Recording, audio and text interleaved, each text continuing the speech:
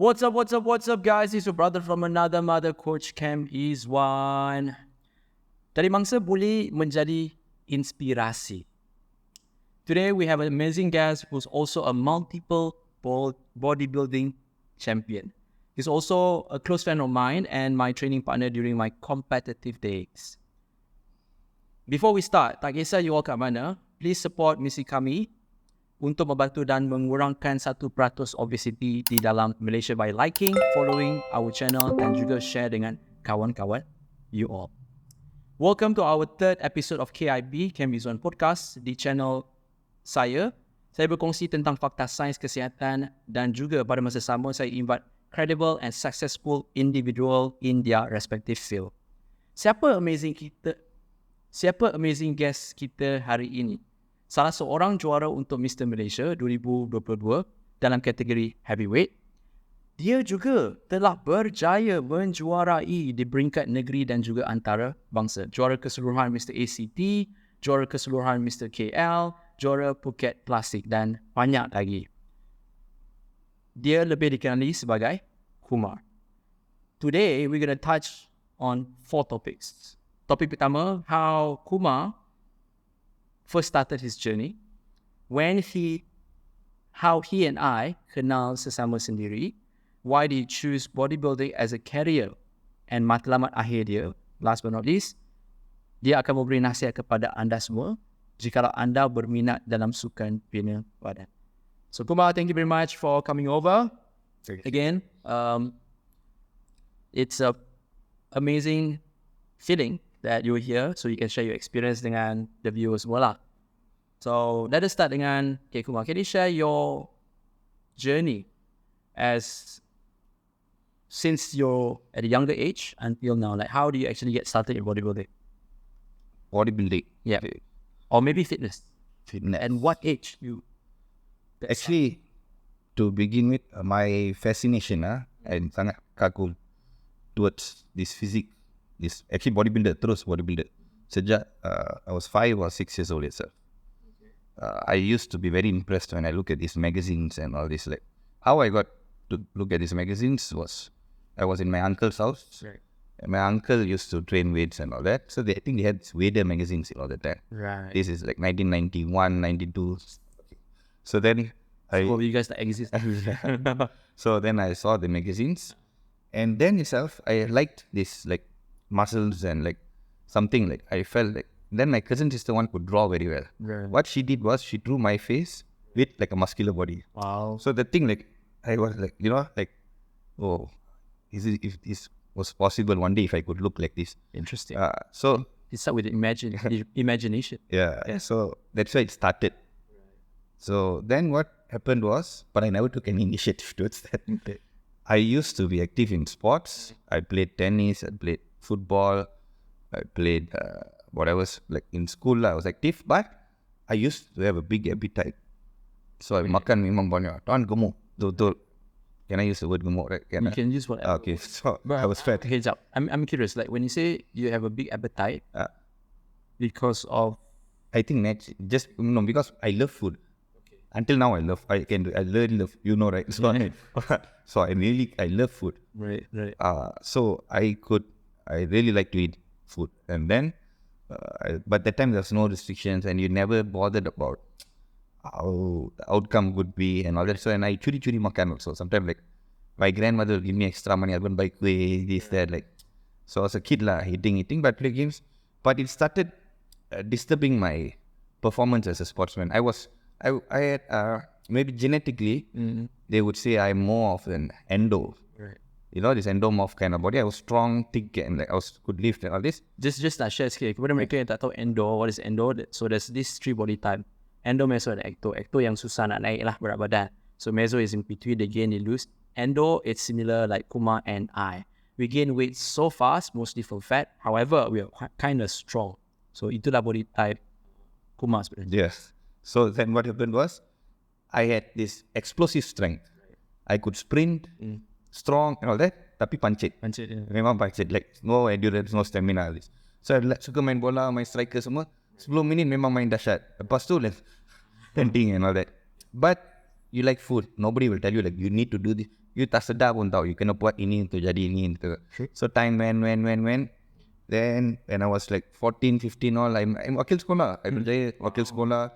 And short part, I even broke the district record, petaling and all. Just with very raw, not proper training. I ran even 4x1. Being so fat, so I could sprint. So that was quite shocking. People, when they look at me like fatty and run. But tiba-tiba when run, people but no endurance and memang gemuk. But what happened was, masa tu pun, saya memang suka badan muscular. But I felt, but in my heart, my mind, saya rasa macam badan saya okay sebenarnya, like, you faham tak? But to one point, bila saya gemuk sangat, gemuk means I'm telling about, I was about, at 15 itself, I was above 100 already, 100 to 103 kilos. Now itself, I'm only 170. Right. So that time, I can't remember. Sure. Yeah.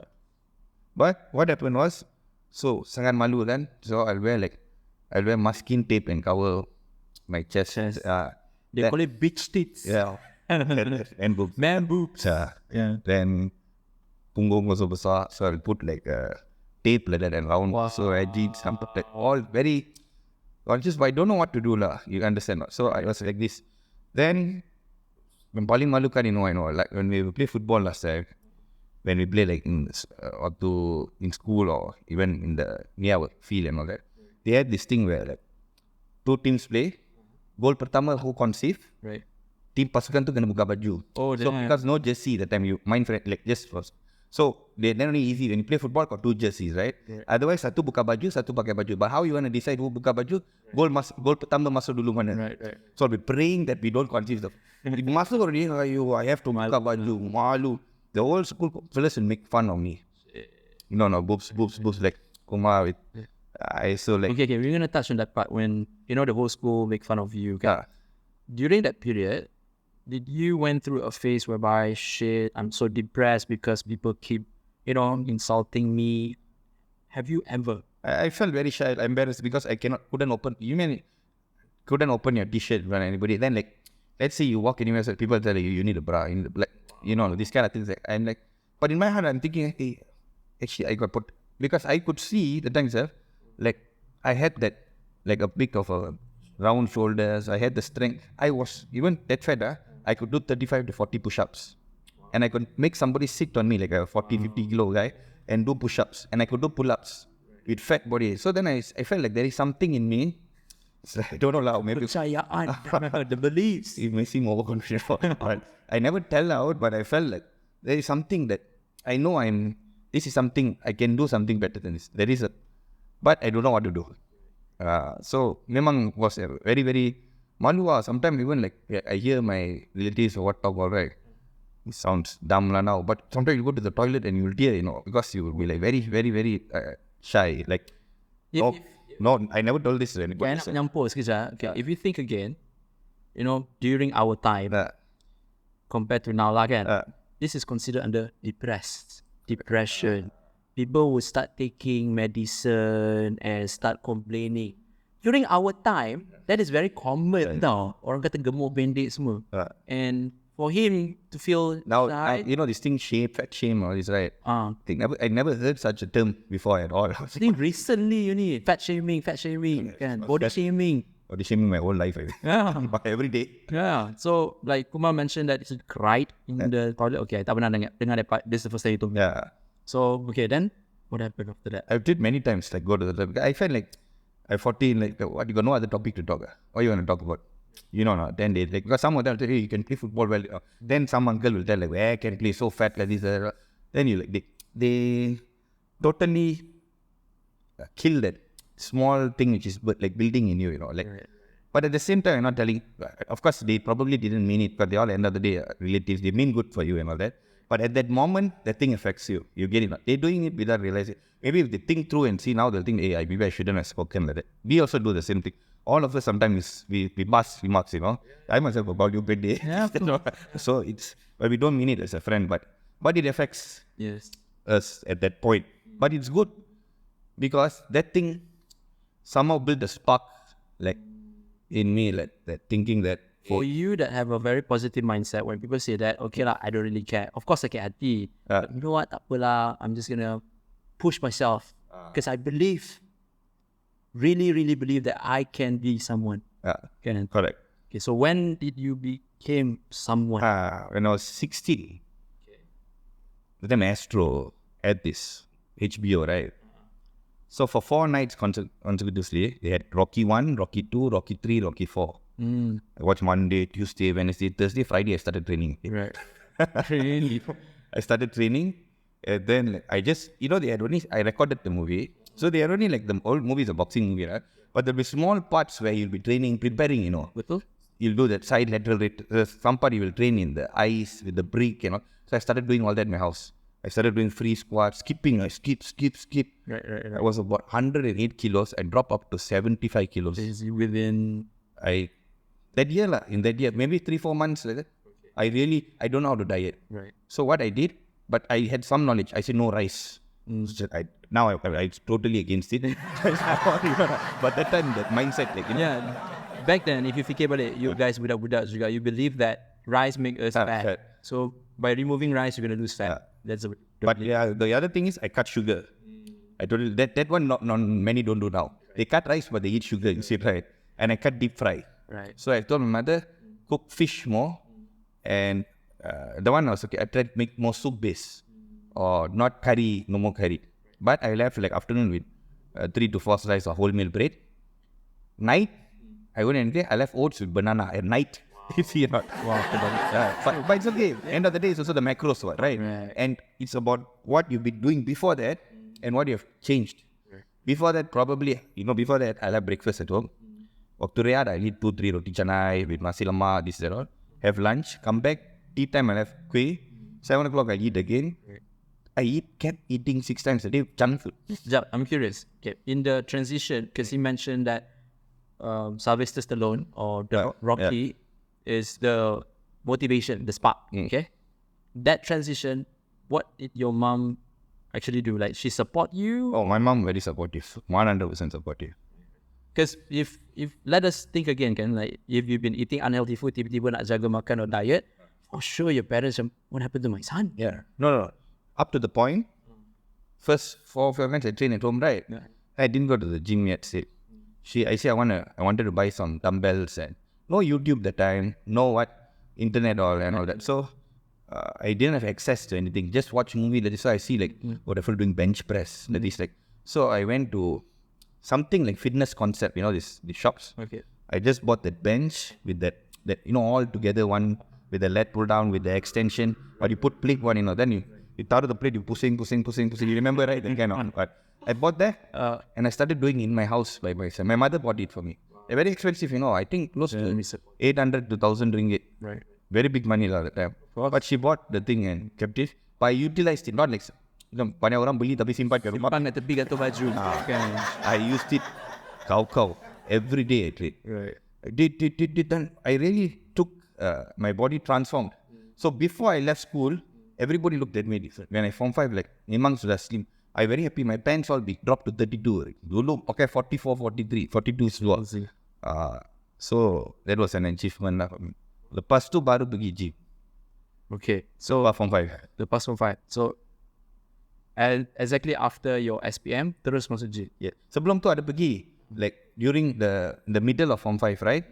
I went with one friend of mine. His name Afiq, one Malay boy. He was close to me. He told me he used to go gym rakyat. Okay. Then he also had bit bicep on that. I told him I also like to train and all that. Then he brought me we went to a gym in SS2 where Wong used to train also. Above Nasi Kandar Pelita, still there, our gym.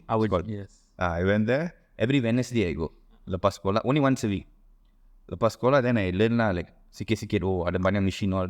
So what's the expectation going to the gym once a week? No, I train at home. But oh yes. I didn't have the time because I had tuition, studying, so I couldn't. Mom must drop me, pick me. Couldn't. And my mother was very busy working and all that, right? So I didn't want to go every day. Like didn't have the liberty of going every day. So that one was like a once a week thing. And that boy also like he could stay back only once a week. Right. I think he had other. He comes from Pantai Dalam.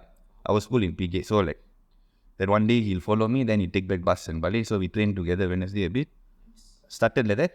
The day SPM my final exams finish. I went to the gym, I enrolled, then I started going 5 days a week, 6 days a week. Okay, jap, nak tanya, SPM macam mana? I did well. I got 70 once. Because many people out there, I mean, I do not say well, not okay lah. 7 months I got. 7 years kot. I even that I got 2 years lah. So anyway, ramai orang kat luar sana kata, if you put your focus at other than studies, your studies going to be very bad. How do you manage that? Because Actually, to be honest, right, I started studying better when I started exercising and training. Because I felt I had more self-control. Discipline. Because the day I just, the food thing, right, it happened overnight. The next day I just like, no, I'm not eating. The people like, I can just like, no, I never took one bite of cake, one bite of ice cream, nothing. That time I didn't even, I had not once a week. Yeah. Like maybe Deepavali, like festive season. like one day, like out of 2 months or 3 months. But I was happy like with my day because seeing progress. I made it a lifestyle. Right. So I had the training, I went for tuition, I studied. So I was very disciplined. Then I give myself like, okay, I'll watch a movie. This is like because I started becoming very, how to say, berjadual like that, very organized. Organized. This one came from your high school lah. No, from this, can consider bodybuilding, right? From this exercising, right. The moment this happened, before that like a bit slinky. Like bangun anytime can, tidur anytime can eat anytime, go tuition, come back. Like not very.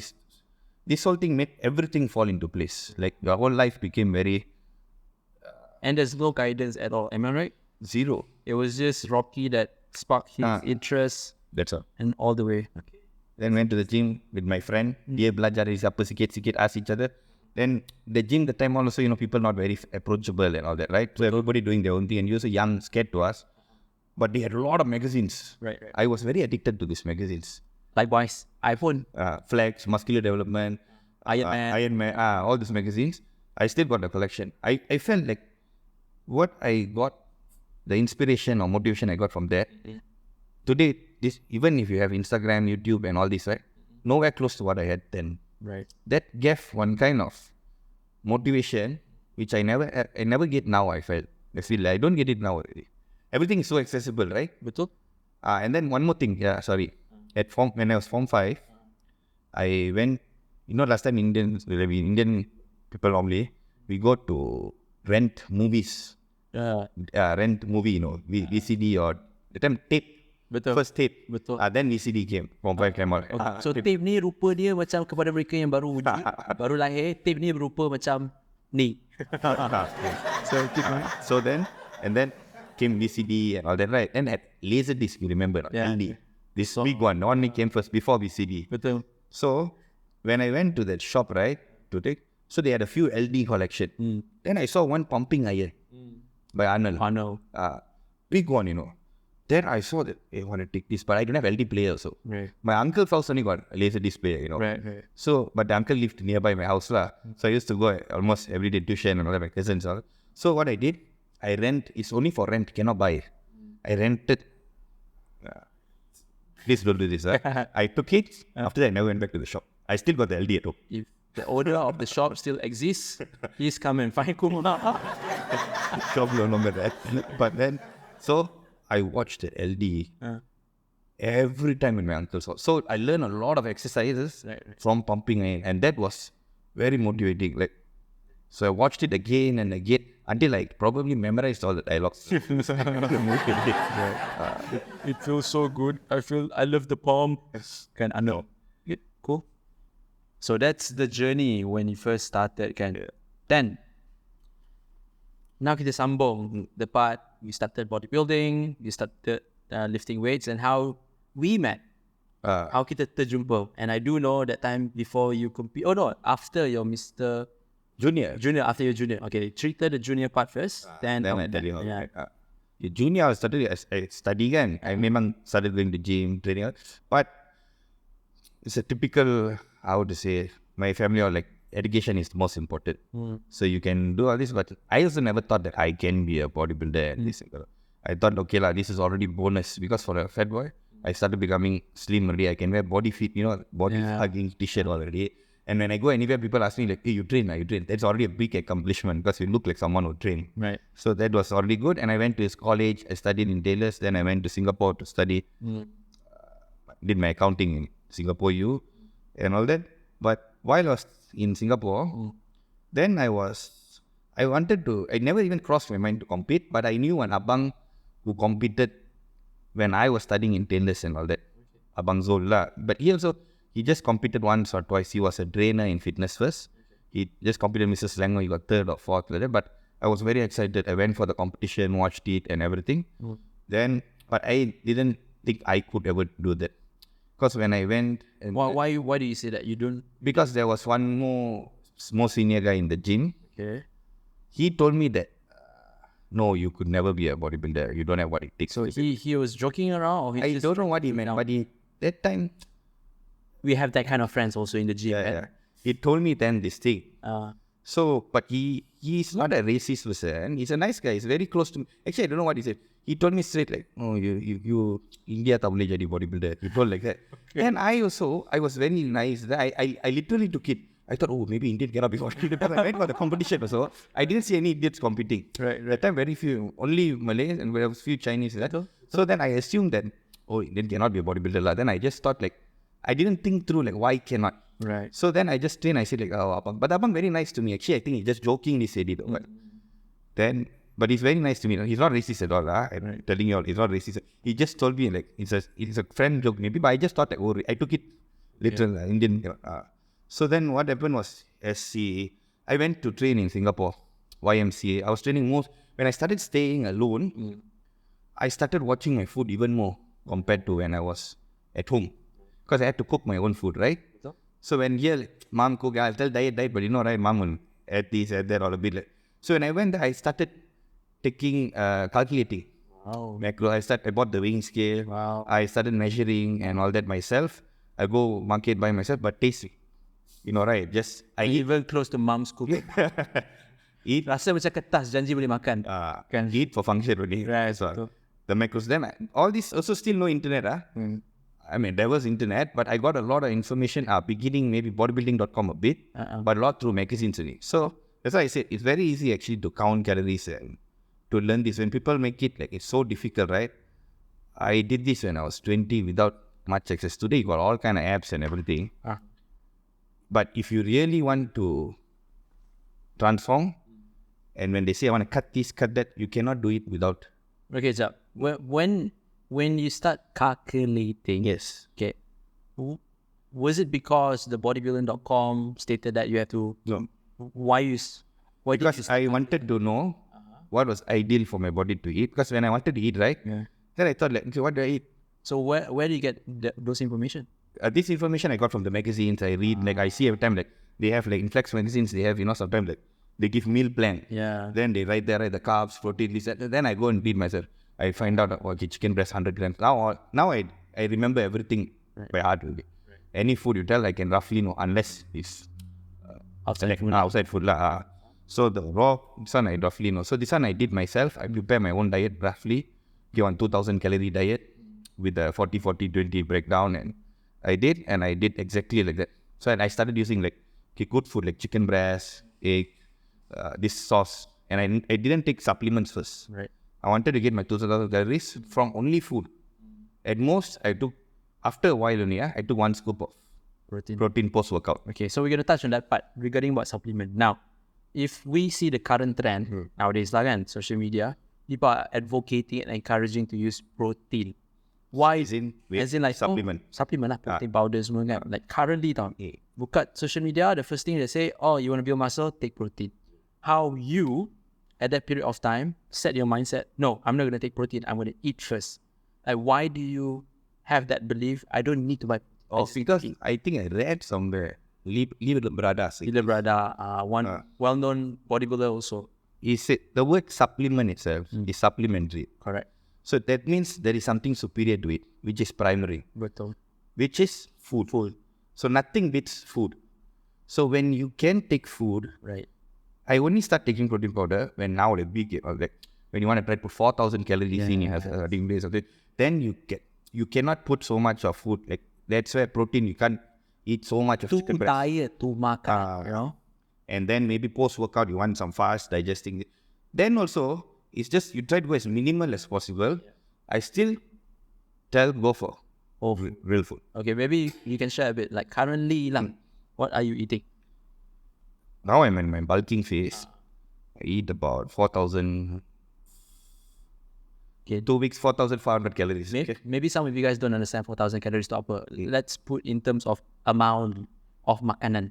How many kilo of rice? One day I take rice, about uncooked, about 400 gram rice. Okay. Oats, 100 grams. Right. And then I have like banana 100 grams, berries 120 grams. These are all my carbs. Okay. My protein source will be, there is 2 scoops of protein. Okay. There is about 500 grams of chicken breast. Right. 300 grams of sea bass. Right. Wow. Nice. And 200 grams of beef tenderloin. And 10 eggs with 2 yolks. 10 egg whites with 2 yolks. Okay, so what do you have to understand? Supplement wise, you only consume 50 gram protein. Yes. The remaining of the protein datang daripada makanan, which means like 90% of his food, whole food. And currently, he's not an amateur dah tau. Ni dah memang dah compete overseas. And still, he's practicing that. So I want you all to digest that information. If you baru just start pergi gym, assuming that you have to take supplement to be like him, change that mindset. You have to eat first, then use supplement to aid in your process. And this is the competitive phase. When I'm not compete like in between and during PKP and all that, I didn't compete when I was just maintaining and all that. I only took 1 scoop a day. Right. That also for my oats, so sedap sikit lah. So, rasa chocolate oats kan. Okay. So calculating the food in Singapore. Then when do you start competing? Okay. So what happened was I went to the gym there. I was training hard, so I watched the food. So body started. The minute you watch your food, the body takes another transformation. Betul. As long as you say, no, I jaga makan. What do you mean by jaga makan? That's why sometimes I say, when you say jaga makan, I understand. Like, a lot of people can make it a lifestyle. They eliminate this, that's all good. But when you go eat, you put an additional effort a bit. And when you know exactly what you're eating, 100%. And you are able to control exactly what you want to eat, that's when your body will really form the way you want it to be. This is my opinion. Very true. So what I did was, I started noticing, I started getting abs. Before that, memang okay. Ada nampak semua tak gemuk lah. I mean, flat stomach, no side, love handles, all that. Had chest and shoulder, arm traps, but tak ada six pack. Right. So like, people like, no six pack. No six pack. Nice arm lah. Itu je. Arms ada, chest tebal, itu saja. Tapi six pack tak ada. Tapi perut dah flat. But the moment I started watching the food, I think, keluar pula abs. Like started coming out. Abs started coming out. And I started getting leaner. And all that. Then the back detail all started coming out more. Basically, your body fat level started dropping. And your muscle mass also started increasing. Yeah. Because you're actually consuming about the same calorie, but you're playing with the macros, So it transforms body composition. So the thing is, that was good. Then there was a renowned bodybuilder there, Singapore renowned, Simon Chua. He was like Mr. Asia, Asian Games, SEA Games champ. He saw me and I was 20 at the time. He said like, oh, you're planning to compete? Then I said like, compete? Then I said, no, I just... He said, why don't you compete? And my answer was what? No, I'm an Indian. I'm very sure the Chinese chap, like, what does race got to do with competition? Like, what? He looked at me, then I was like, I really answered, no, I'm an Indian, so I can't go. He was like, what? Then I also like, I was like, I didn't know. Like, then I started like, he's still looking at me like, I'm damn dumb like that. I don't know what to do next. Right. Then I just like, no, he says, so what you're Indian? No, I was under the impression that it's difficult for us to compete. Right.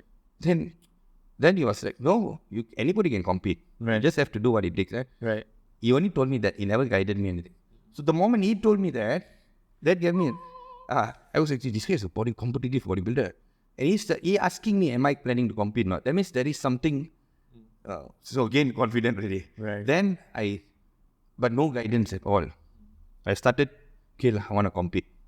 This was somewhere in October, September 2005 when I was 20. I started training on my own. I will train in Singapore, just with bodybuilding.com. Then I bought some supplements. Like I bought creatine, first time. Creatine, glutamine and whey protein. Ini 3 je. Why I bought this also? Because I read a bit and then I very paranoid a bit so about side effects. So I read that this is safe and all that like that. Limited resources in terms of knowledge, you know. So then I just bought these 3 supplements, but I started eating clean, you know. But I did certain things bro science thing also. Which is? Because whenever I come back, I listen to one of these abangs and like all these uncles at the gym and all that. Otai kat gym. No offense. Old timers all. Old timers. They're telling me no kena potong garam. So I cut short any 6 months before competition. Gila. Thank God, I was eating tuna in water. And I had a lot of eggs. So there was a lot of sodium there. So somehow it. But you see, no salt. My chicken had no salt. Nothing had salt. So that was extreme. Then I had this also belief that they used to tell us, so to become kering, you shouldn't drink water while training. Bro. So you name it, I've done everything. I've done tanning, I've done this, everything I've done, like, you know, these things I don't do now. But I don't blame anybody because everybody mean good when they tell you because they never practice it. So until today, when somebody teaches you something wrong, I don't blame them because they not simply want to con you or something, you know. It's something they practice with. They share their experience. The experience. And they got a very good body. Betul? Correct or not? So that makes you believe what they say is true. And so I did a lot of extreme things like this. But I didn't do any substance. I had no knowledge and I didn't want to do it also because I thought, no, I want to do it. I was studying, you know.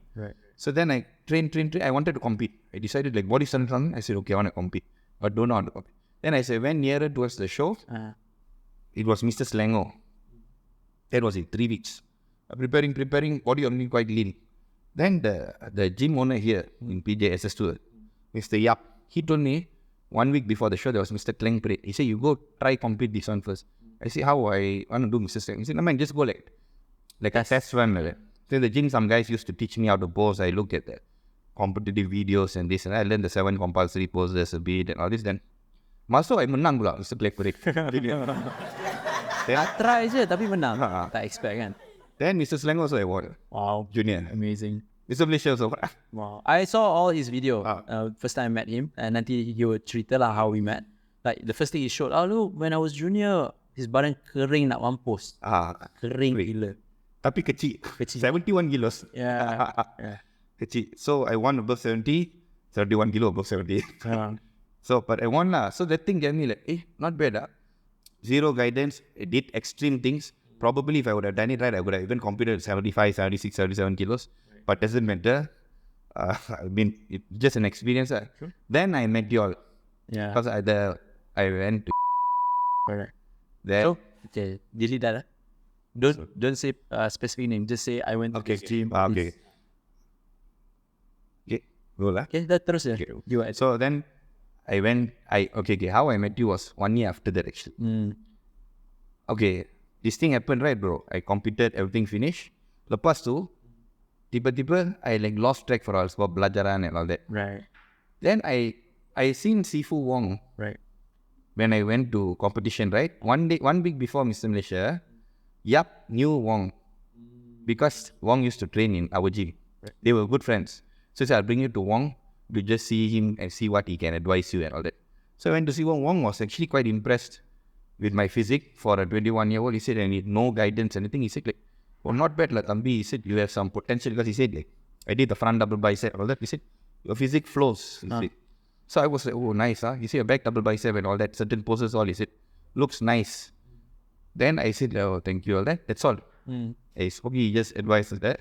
Do your best. Because he said, you already did so much already. 1 more week, I cannot. There's nothing for me to.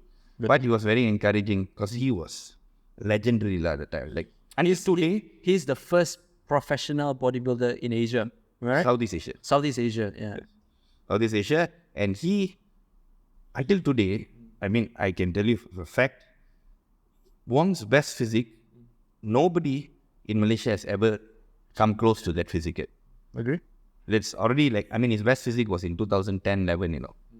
And it's already been 13 years. Until today, nobody has surpassed that physique yet. It's still by far the best physique. Right. So when I first saw him, I was like, hey, this guy, he looked like a cartoon. With the abs, with the small waist. Yeah. So small waist. But you know, not like with the pouch bag, like, and he walk, he's like a raptor.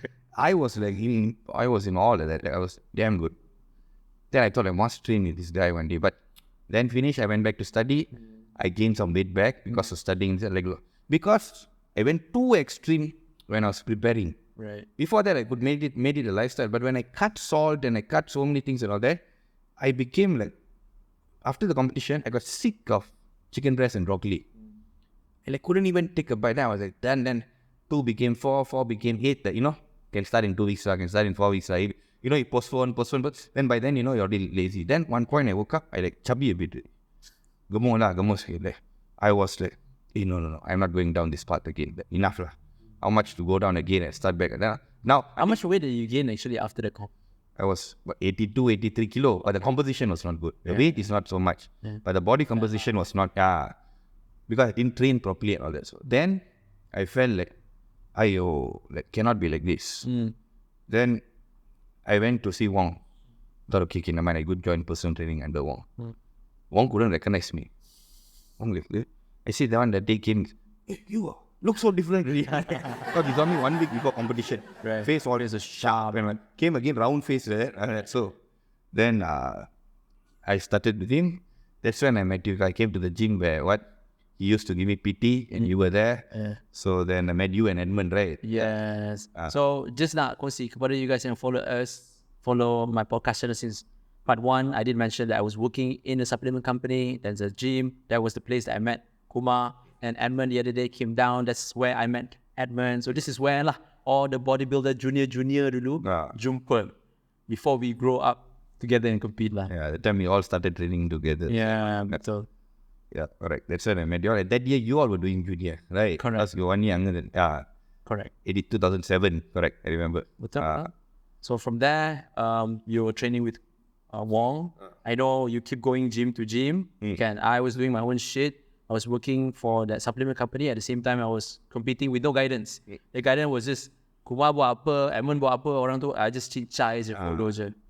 So, okay. Then after that, once you under Wong guidance, then your first competition was in 2011 only. Yeah. I was under Wong. We trained quite a while, a few years there. Then, one point came, when I was ready, I felt like finished my studies, this, that, everything already. Then I went to say I want to compete. That's when you decided to choose bodybuilding as a career? After the competition. After you won the competition. Yeah, because I took part. Then I wanted to compete. Then I took part in the competition. I won the overall Mr. Cap first time. 2011. I was 25. Then I competed. I won the overall. Then I thought can I choose this as a career? Fitness, not bodybuilding by itself, but something maybe like personal training or something like this line instead of accounting. So I asked Sifu, be frank and honest. Sifu Wong Hong, bukan Sifu Master, Sifu Wong Hong. So I asked him, what is your honest opinion? Do you see potential? Because he's very straightforward. Yes. Do you see potential? Then he told me, you have potential. I tell you, I'm not going to tell you can Mr. Olympia or what. Right. But I think you can go far based on what I see. And if you want to do it, then you have to just work hard. And he said that, I was like, he himself such an experienced man. And I had the desire to do this way.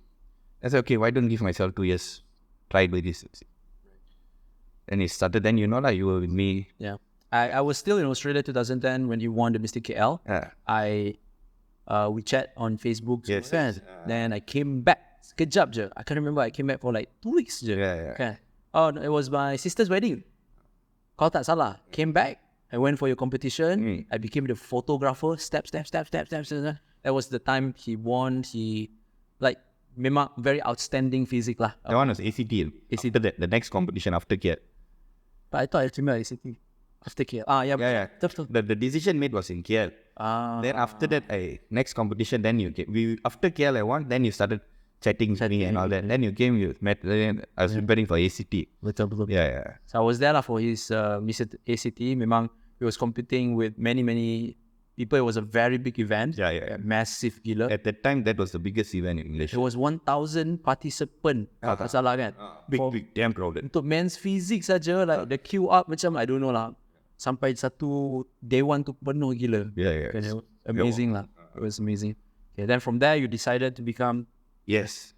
a competitive athlete and see fitness as a career. Venture into this industry, wherever it brings me. I didn't have, what I only had was, actually, I don't know, like, I'm not a very well-planned person and all this. I just go by what I like most. I only believe in this thing, like, what you like, you work sincerely. Okay. Whatever you're passionate about, all I do is I work very sincerely, without expecting any returns. Right. So this is how Why do you have that beliefs or that? I feel that's the only way I can function. That's the only way, like, works well for me. Okay. Like, I would like to ask, is this what been taught in religion? no, nothing to do with religion. Okay. It's only nothing to do with religion. It's just something I realized when, let's say somebody say, like, okay, now accounting is good for you. No, medicine is good for you. And then they tell you this, like, you can see a future. You can do. When I have to work for it, I'm like being forced to do something. Right. But when I like something, let's say I was good in maths and I liked it, I could study. When I like training, I could do whatever it takes. I can do the diet, I can do this. So I can work. That I believe. This is no longer motivation, though, guys. This is not motivation. This is what actually pulling him towards what he wants versus pushing himself towards what he wants. So then when I do this very sincerely, right, where this is going to bring, I really don't know. Okay. What I'm going to, like now somebody tells you, like, you study very hard, you become a doctor, you study medicine, you become a doctor. Okay. Now when I work like this sincerely, building my physique and all this, I don't know, like, okay, what are you going to be? I'm going to enter competition. Or that's whether you be a champion or what the champion going to bring for you. This one I never really thought through. Okay. But what I did was, I knew that I worked very sincerely and I worked really at my best, I guess. And I believe that when you work sincerely without disturbing anybody or hurting anyone, and you do it sincerely, as I said, the universe has a way, this is my belief, of giving it back to you what you deserve. Betul? You will get back what you deserve. So then I live, when I say leave it to God or leave it to universe or whatever it is, I believe in this mechanism. Like, whatever, until today, this is what drives me. So when I take something, I just put 100% in what I'm doing. What comes from it, even bad happens, never mind. That means it meant to be, let it, something will come. But you just have this mindset, but I don't know whether it's actually good or bad, but this is the only way I can do. Right. I feel. Maybe some of you guys akan kata he didn't plan well, but he has his own beliefs, what he's practicing lah. I mean, you still remember tak kita pergi makan dengan Devon and The father. The father, I still remember that moment. We're sitting down, lunch together with them. It was lunch kan? In lunch, seafood, right? In one of them, I think it was lunch. And the first person asked by his client's father, how long are you going to do bodybuilding? Can you do bodybuilding like me? Because the father 70 was 70 years old and he's still working as a lawyer. So he's asking that question to know the certainty of what Kumar is doing lah. Okay. And your answer was? I couldn't answer. I pun macam quite true also kan. I mean we were only like what? You were 25, 26. About that lah kan, 25, 26, around there. I mean, now a lot of people 25, 26, they got everything very sorted or planned. But I was... I mean, both of us lah kan. But I mean, I did accounting. Yeah. So, but that doesn't mean, but my heart wasn't there. Right. You get it, man? Yeah. So that's why I did this. But even today, when many kids ask me, like, I seen a lot of boys also, because they a bit off lah topic naman lah. Okay, tak apa. So, nanti kita cakap. Okay. So, you already mentioned regarding about the bodybuilding or fitness as a career kan. And now, like at this current moment, what is the next step or plan in your bodybuilding career and also fitness career? What is the next plan? My plan now is... Just to let you know, Kumar pun dah kahwin, dah ada anak dah. Dia tak share that part je. He's very private on that area.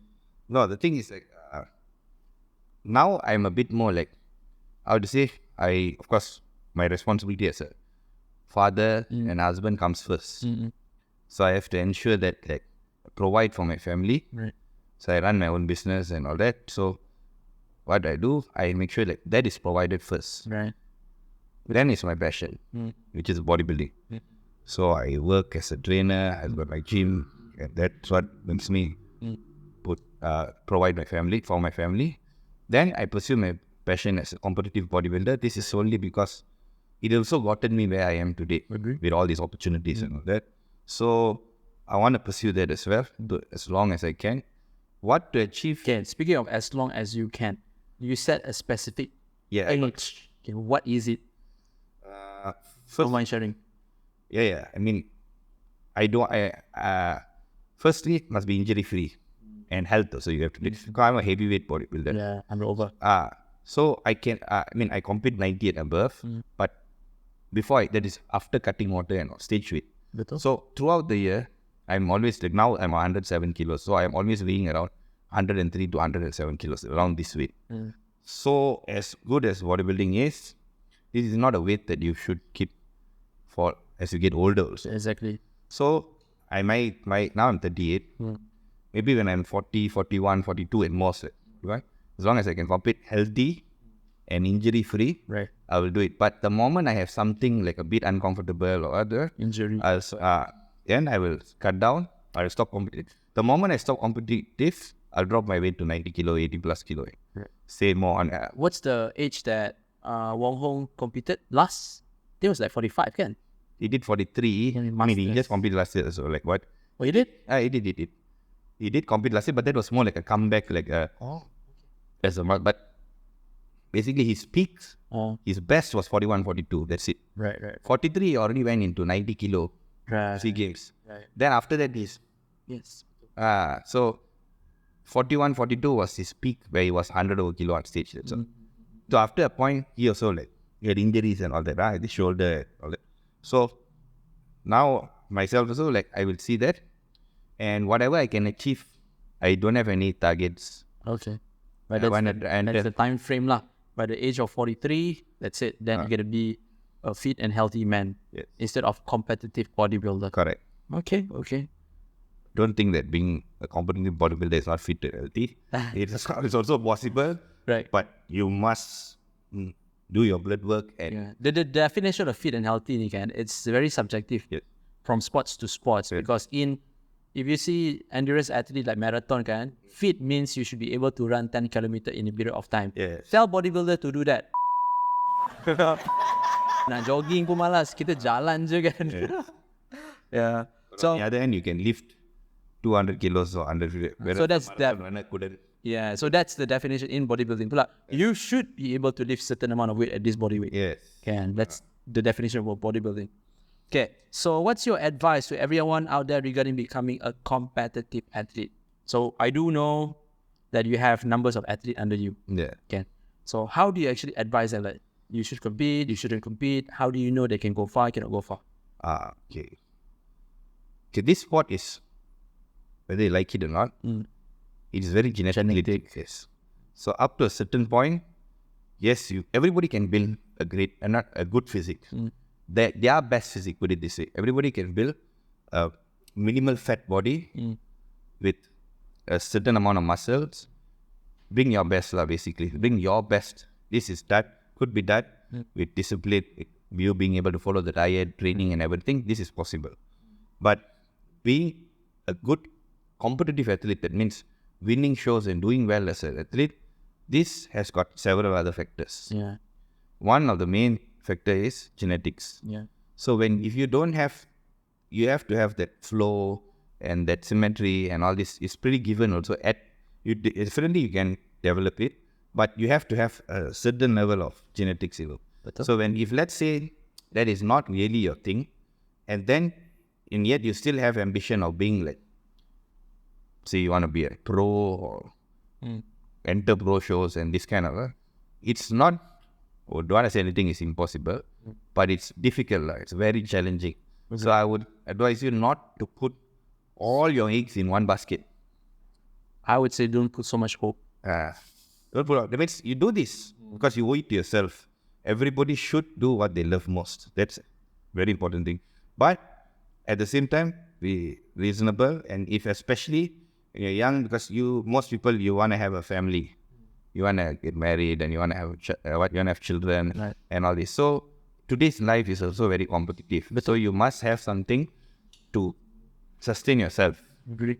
So you must make sure that is done simultaneously. as you do this. Even like young boys want to do it. All that. I'll say yes, but don't see that 1-2 people on social media. There are another 100 who don't achieve this. Right. Don't just see that 1 or 2 and think like, oh, I just want to be like so driving in this bank, is driving this, is all this. How is he? Or just an influencer, or just athlete and this and in the middle. Yes, that's all very inspiring, great. You can do all this, but just not like a backup, but at the same time, work diligently, be smart about it. Means, I mean, I'm one of them juga yang choose bodybuilding, assuming that bodybuilding would be a career to me, macam dekat US. Like I terus assume that I do bodybuilding, I'll be top 10 in the world. People start giving me money. That was the expectation, kan? But once experience the reality, I understand my body. Number one, I do not have the genetic like Kumar and others. I have the dedication. I work out really hard with Kumar semua. Cuma one, I don't have the genetic lah. That's why I lompat from bodybuilding to powerlifting. So when I was in powerlifting, it was so easy for me because my training partner semua giant. Kan? It was so easy. So that's why I do know I'm much more suitable for powerlifting. So that's what you mentioned about genetic lah. And the other thing also, sorry, Yeah, go ahead. the thing is like you say genetic, like okay, you say my genetic is better than yours also. This is probably better than him, but there are so many fellas out there better than us. So this is probably not even that. And sometimes you can have great genetic also, Right. but this sport you can suddenly have an injury and pop, everything can go. You can tear a quadricep or you can tear less. And this sport, the appearance is so important. So if it affects the symmetry, the whole thing is gone. Betul. So you have to, but then don't give up. The fitness industry today, health and fitness industry is so big. It's not just about being, it's good, be driven. This is how, like you see now, Arnold's so successful, right? Yeah. But what's initiated the whole spark was bodybuilding. Yeah. So that's how I believe it is. So like you also, you know, you're in industry. Yeah. But what started the spark was bodybuilding. I agree. So for me also it's bodybuilding. But today I have a business, I have everything. That is the one actually putting food on the table. Yes. But I can't. Yeah. But I would say it's everything because of bodybuilding. Like how I said just now, I started studying well. I started having the discipline in life and everything, waking up. I can wake up without an alarm clock and everything. I can do so many things. I can say no, I can do this. That is only because of bodybuilding. So you must look at it that way. Bodybuilding makes you very complete in so many other factors. Right. Bodybuilding is good, but you must know how to So apply that in every aspect of life. yeah, because the discipline and dedication. Yeah. And if you implement that in your daily lifestyle, for sure, it can go really far. Yes. Okay. And last one. So we already discussed about 4 topics. I got one bonus question to you. How do you actually set your mindset to be a winner? Meaning, like from the beginning, he mentioned about the abang kata only India tak boleh buat bodybuilding. Yeah. He don't give a he buat juga. And when the gentleman, the competitive bodybuilder in Singapore kata like, aren't you competing? Tiba-tiba his mindset berubah. So he did not give up because he's an Indian. Whereby the abang kata there's no bodybuilder Indian. Like how do you actually set that mindset? This one, because when I like something, very passionate about it, right? When I like it, it's very hard for me to leave it and go. It started off even like when I was young, when people told I'm fat, this and that. Like, that didn't actually, I told you, I'm still very close to them. I'll be upset, cry, I'll wipe and sit and I'll go back. Correct or not? Okay. And then nothing stops me. I just wanted, because I love this one. So this thing will, that's why I said you have to, another thing is you don't do something to prove to others. There's nothing to prove to other people. You have to do something because you sincerely like I said, you like it. The thing makes you cannot sleep, you know. That's a dream, right? They say. Betul. A dream that can't make you can't sleep, that's a real dream. So the dream, this thing is the thing which makes, I love this thing so much that nothing can make me suddenly not love it. Right. So how can somebody like, and no, you praise me today, or you have to take both equally. Today you look good, people say, oh, you look good. Tomorrow you look sorry, you know, you look bad. But this will come and go. Yes. You'll keep changing also. Betul. But what you actually started it for, because you liked bodybuilding. Yes. You must know where it all started. So there, if you had that thing, you pursue that only. So your goal must be very, very focused. That what you love, your passion, you just work on that day in, day out sincerely. That's it. Okay, so to summarize, is you have to to be focused with what you really want to achieve, regardless what are your obstacles atau apa orang cakap dekat you. Awesome. So guys, I hope from this podcast you all dapatlah tangkap, digest the information yang dikongsi oleh Kumar, especially the part yang dia kena bully daripada kecil. He overcome that phase. He don't really give a whatever people comment, regardless his friend atau relative, and yet he's still doing it. Daripada kena bully, tiba-tiba jadi inspirasi. So this is what I meant by from mangsa bully kepada inspirasi kepada ramai orang kat luar sana. And before we end, Kumar, is there anything else you want to share with the viewer out there, if they where they can find about you, where they can find you? I'm based in PGA SS3, Taling Jaya. My gym is called Body Factory. Yeah, I'm accessible there. Yeah, so kepada mereka yang rasa nak menjadi atlet atau kepada mereka yang nak mengubah lifestyle mereka, you can go find Kumar dekat Body Factory. I believe he's most of the time is there juga kan. He's always there in the morning. A few times I went there, he's there in the morning. Kan, so you can find him there. And inshallah, in future we're gonna invite Kumar again because he be having his next competition very soon. Am I right? In October. So that less than 3 months, 12 weeks. So currently he's in a preparation for his next show. Maybe after the competition we invite him again. So that being said, thank you very much kepada anda semua yang menonton dan mendengar. Kita akan jumpa lagi in the next episode. Take care. Assalamualaikum. Peace out. Thank you.